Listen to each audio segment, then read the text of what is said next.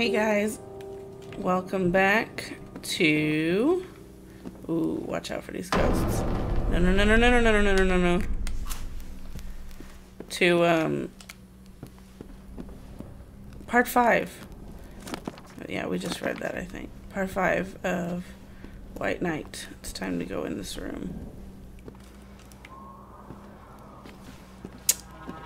There. Oh, oh no! Oh no!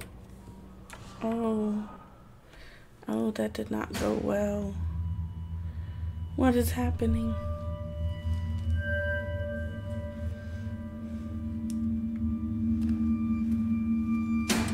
This room was different. It was a dead space. A breach opened in the night. A world trying to mimic another. Memories, maybe. Suppressed memories. Sadness. Letting myself fall into a trap was starting to be a bad habit.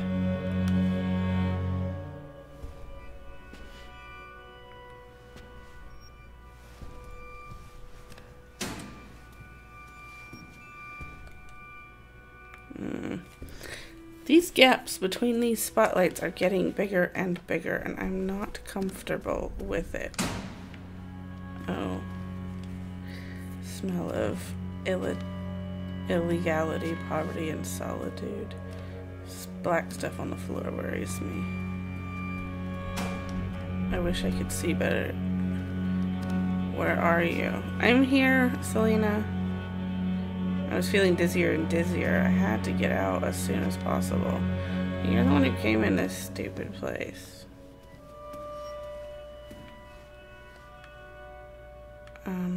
Yeah, stop doing that. What? I can't get around this chair. Stop! What do I do here?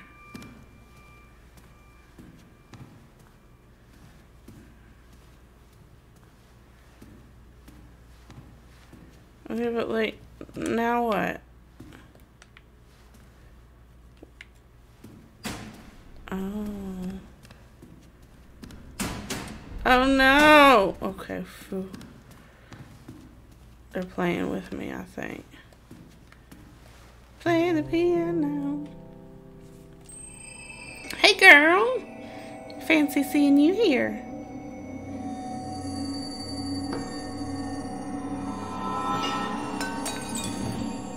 Oh no. Follow me. I'm sure trying. Selena? Did you die?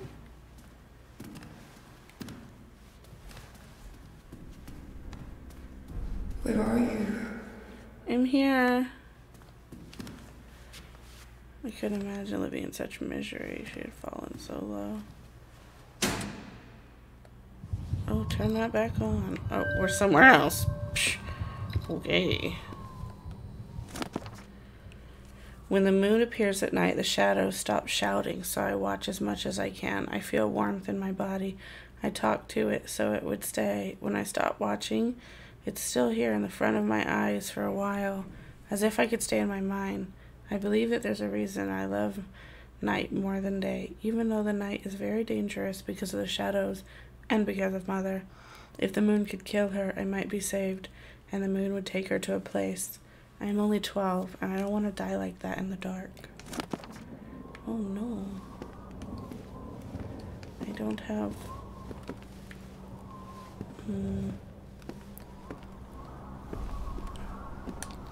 I don't have matches.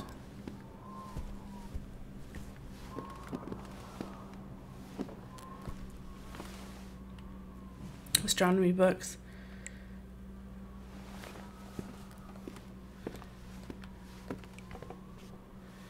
3 empty bottles.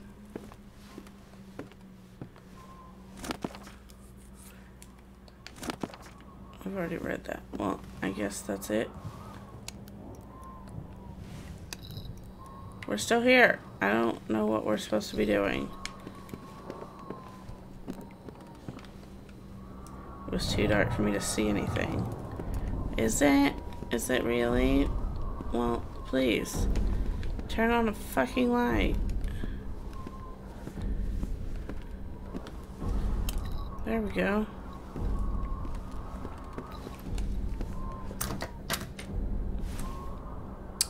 And...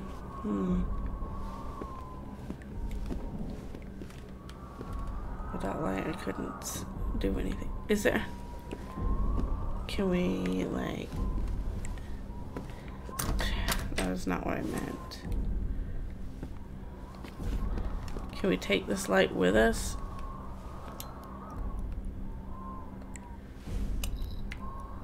No.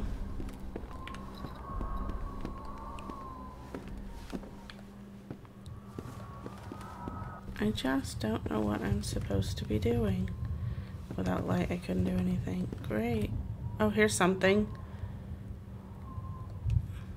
From that hole, I could only use the moon. Could it be pure luck?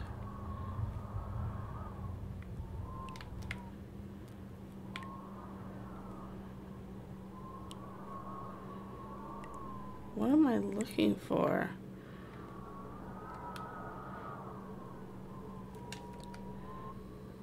I don't get it. It was too dark for me to see any of those. At least the empty bottles have been useful. Okay, well now I'm freaking stuck.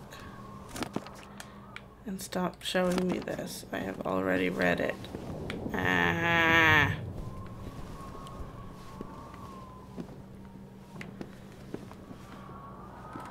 This nail is something, but I don't know what to do. I can't.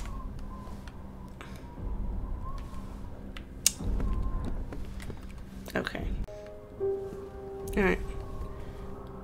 According to the marks on the floor, the bed was moved often. Well, can you move it then, please? Or do you need to move it from this end? Oh. Okay.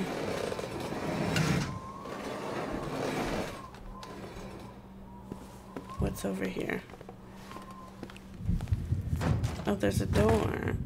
The tie of the painting is weak. Maybe it's for another blow. Oh.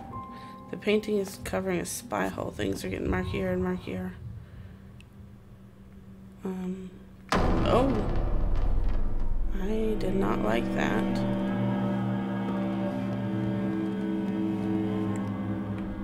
Without light, nothing. Okay. Does this mean we can get out now?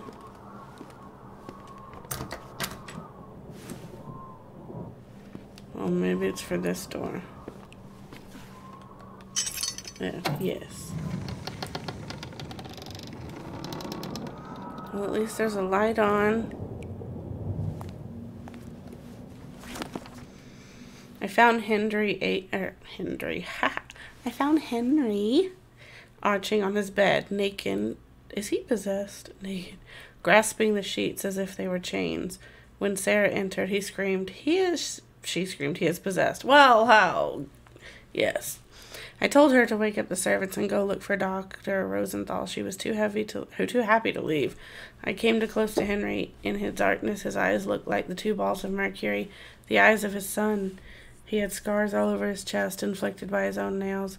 He grasped the sleeve of my gown and hissed, "There you are, whore." And he dragged me toward him, towards the obscene smell of his crotch. Ew.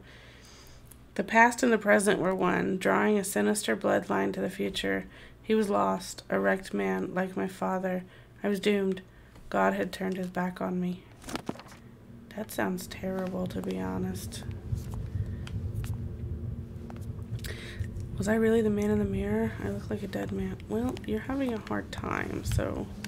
Oh, God. No, turn that back on. Yes, we're gonna need that.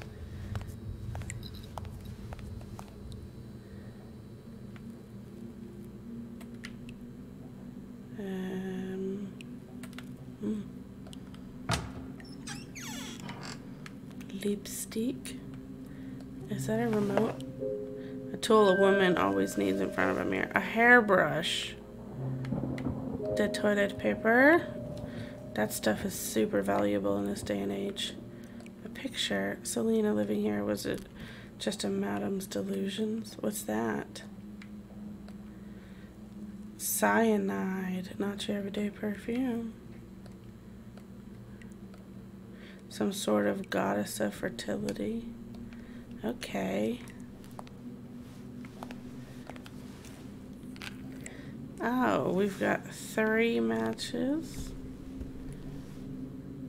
A huge quantity of blood. It made me feel sick. Some more matches. Story. It happened tonight around 1 a.m. The house was quiet. Sarah had taken William to bed after dinner, and Henry had left the living room around 10 p.m., saying he was tired. I thought we were past trying to forge excuses. I was painting in my room when I heard the yell. My heart stopped. I thought it was a delusion, but the yell resonated once again, a yell of an ancient fear reaching out from the abyss. A door that I had thought locked for good just slammed open in my mind, and behind it was a frightened child who thought her father was coming back from the dead to take her. I quickly pulled myself together and went to the hall. The yells were coming from Henry's room. William was awake and about to enter his father's room. I sent him back to bed, and despite his tears, I knew too well what was waiting inside. Oh, so the body in the bed was Henry, not William, correct? Is there anything back here? A broken glass because of a storm and a quarrel. Anything else? I can't see it, but I don't want to waste some of these precious matches. Can we move this? The chair was blocking the door. No need to ask why. I believe there is a need. I do believe so. Let's go. Oh. Oh. She's on us. Do, do, do, do, do. Where are we going? Just somewhere else, I suppose. Hey, bird.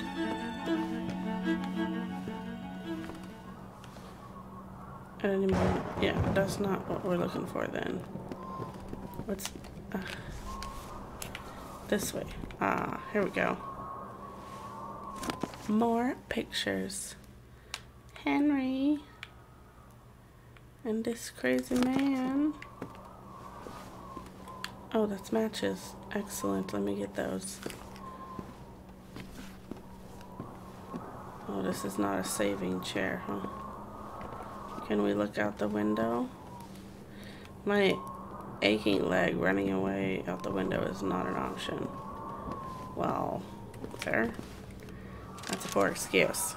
For the last 20 years, Vesper manufactures and distributes to the East Coast a full line of clothing renowned for their hardness yet elegant simplicity. The company managed to get through the crisis rather well, a rare if not exceptional situation, considering most textile factories around Boston went bankrupt during those dark times. In 10 years, the company managed to adapt to the social situation and enjoyed the constant rise in sales. The company experienced only one major crisis from 1913 to 1919 after the death of Henry Vesper, heir to the founder of the company, Oscar Vesper. Following an aggressive change of strategy, the brand tried to attract a higher profile customer, but returned to its original policy in 1934 when Henry's son, William, took over.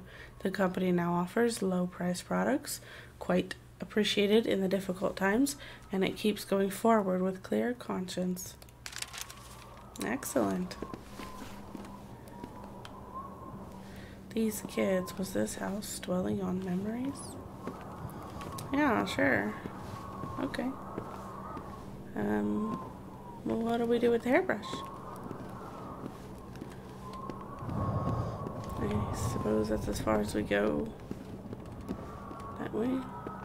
Let's stop in here and see if she wants it. Wait, she used to be here. Ma'am! Ma'am, I brought you a hairbrush. Yeah, we read that, didn't we?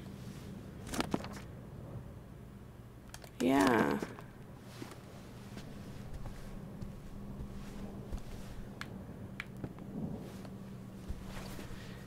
Yeah, we read that too.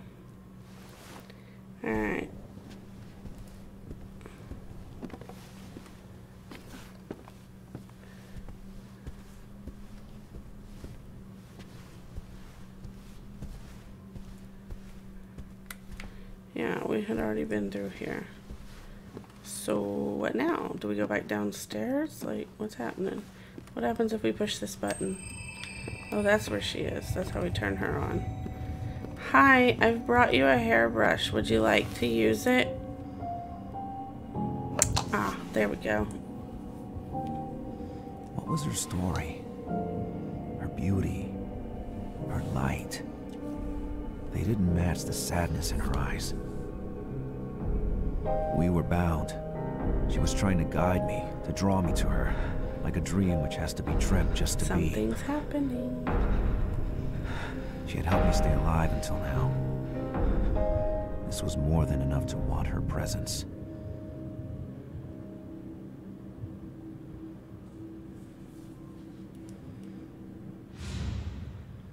Ma'am? I don't think you're supposed to go into the closet.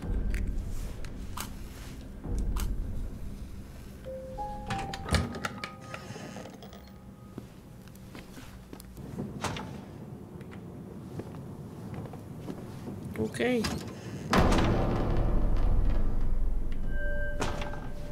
There's scratch marks on the door. I was introduced today to the Vesper son, the one who would become my husband and seal the alliance between our families. Their success in the textile industry was spectacular, but I felt no vigor in that man, Henry. His blood seemed rather poor. He is not tall. He had his tailor not been so efficient, he would have had no elegance. But our fortune is past, and we need these people to regain our influence. People only respect money now. Though through this alliance, the Vesper will enjoy our contacts within the greatest and oldest families in Boston. Their business, mired in competition and politics, will flourish even more. In many ways, I can't avoid feeling superior to that man, and in his loyal dog eyes. His voice barely covered the whisper of a sea. The wedding will be celebrated in a couple of months, and I'm not really excited, but if my flesh can be the torch of our resurrection, I gladly consent to this sacrifice. It's an old tradition, man. Margaret was a bad memory, even for this house. We need both hands. He always needs both hands. And I cannot get him to put out his freaking match. I just have to wait for him to burn it out. Because he's so useless. Please, just put it the freak out. Well, I guess we'll use it to look around. William grows well. He has the pale skin and the weak health of his father. I watch carefully over him. He is very quick for a 2-year-old boy and stimulate him with all the sorts of tests and experiences to elevate his soul. Turner's paintings put him in a very strong state of excitement. Bach delights him. He likes things bitter, strangely, and he looks intensely at the picture of Jesus. I try reading inside him. I try to make sure he was all worth it. Will this be strong enough to be one of the pillars of the world? God, give me the faith to fight all the doubts. This morning I saw in his eyes a glimpse of light which reminded me of my father. His eyes, like 2 pits of darkness, are too deep. I don't like it. They scrutinize your soul, looking for a breach. I seized his arm to make him stop, and then I saw Henry watching me from the doorstep. He keeps me under watch every minute I'm with the kid. So, is it Margaret that is... Okay, that's somewhere. Shit. What an idiot. But you know what? I think we're going to have to find a light to turn on. Ooh, there's some more matches. And the shutters is what's slapping. The storm is coming. More darkness for us. I need to open this box.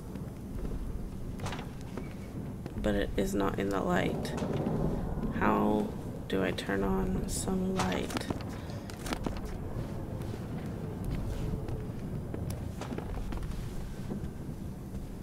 I guess let's go look in here for a moment. Oh hey, there's a lamp.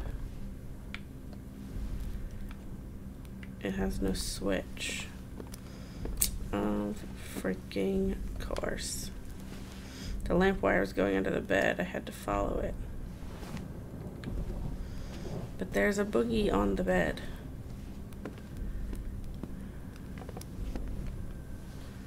Offering a books. I needed both my hands to do that.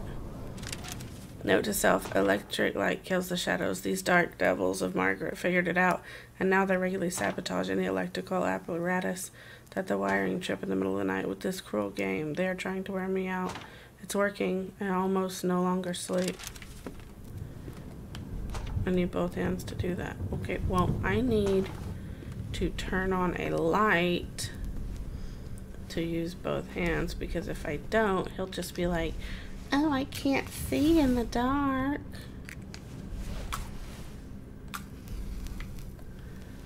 I'm not playing his games. Today was my birthday. I have been in this world for 17 years, and it's been 1.5 years since we buried the man who gave me life. This thing which had been living with us was filth, dressed in flesh. Everything is better now. I spent the day looking at our family archives, enjoying the greatness of my ancestors, leaders, often sacrificed for the greater good. At that time, the blood of men was still untainted. Nowadays, it has gone sour like the milk left under the sun. That is what killed our father, and so we never forget it. I have to paint the beauty of the ancient times. I have to portray them, and as an example for generations to come, I will still have hope in our family. Sooner or later, I will bear another venture cross. The classes of Miss DeLong's are teaching me a lot. She says I'm one of the finest painters in Boston. Showing her the blue veins under the skin of my arm, I reminded her that the Vintercross excellence was carried by the women's blood first and foremost. All right. Excellent. More paintings. Need both hands to do it. Freaking course. Ah, excellent. Now we have turned the light on, and we can point it. Alright, yes? Alright, first thing, let's point it here and go pull on that string.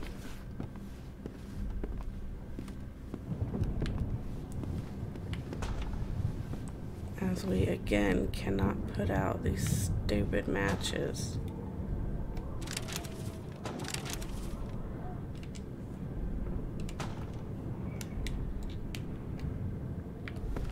Put out the match. Alright. That will allow us to point the lamp in yonder. But we're not ready for that, are we? I guess we are. Good enough.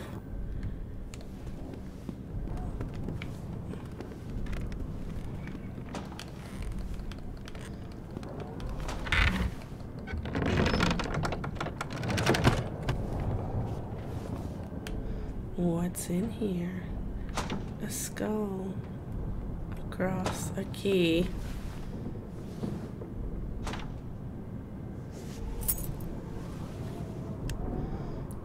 Oh no!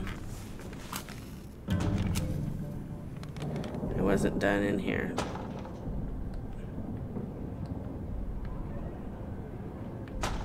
I guess the rest of this doesn't matter.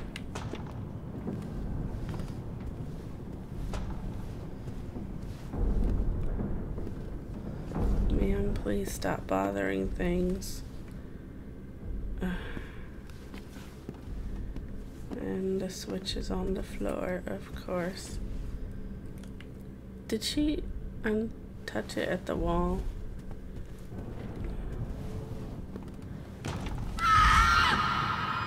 Well, how about you stop doing shit? I gotta turn this towards this dresser. Yeah, so I can go push on it.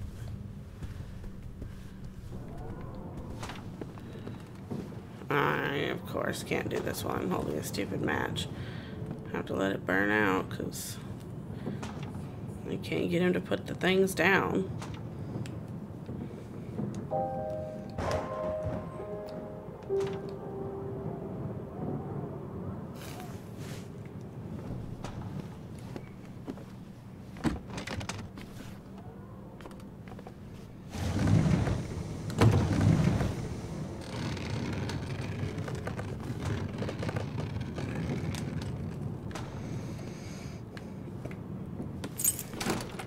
The room was like slow poison. It was time to leave.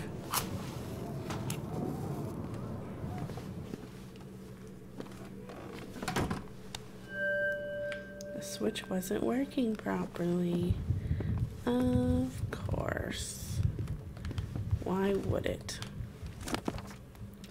I ordered some rare recordings of Jelly Roll Morton and the original Dixieland Jazz Band, Louis Armstrong and his Hot Five, Bessie Smith, Fats Waller, and Fletcher Henderson Orchestra, Duke Ellington, names that have been sticking in my head since I listened to the jazz recording with my father. As I was sitting on his lap, I would love to tell him how much of an influence he had on my life, not only because the music he made more human, but also because he has given me the chance to play it. I have fulfilled my desire to be surrounded with musical artifacts. My chapel will be devoted to jazz, to light. Alright, well that's wonderful. An excellent sculpture you have there. Locked doors, as we suspected. Ah, Selena's poster.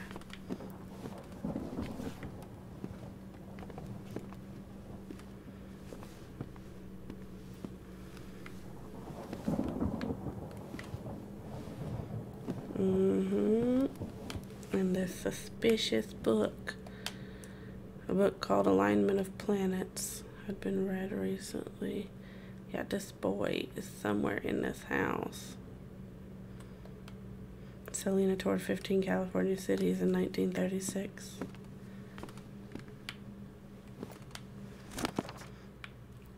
My fingers hurt. I intensified my training, exhausted lists, Chopin?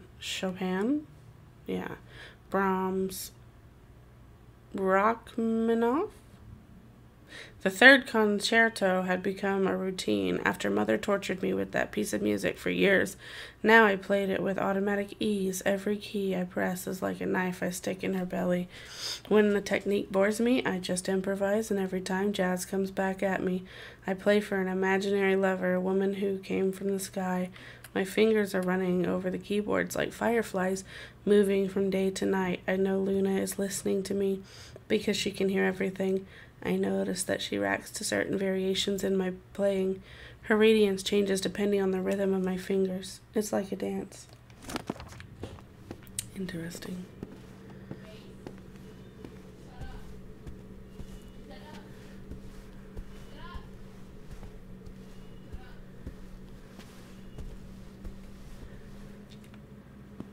Matches. Thank you.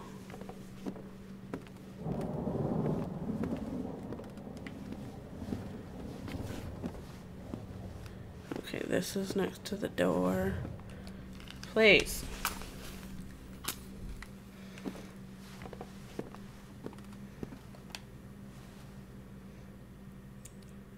We need wood to make a fire. Piles of books. Still piles of books. Get off this chair. A door. Ah, a candle. So we can save. Excellent.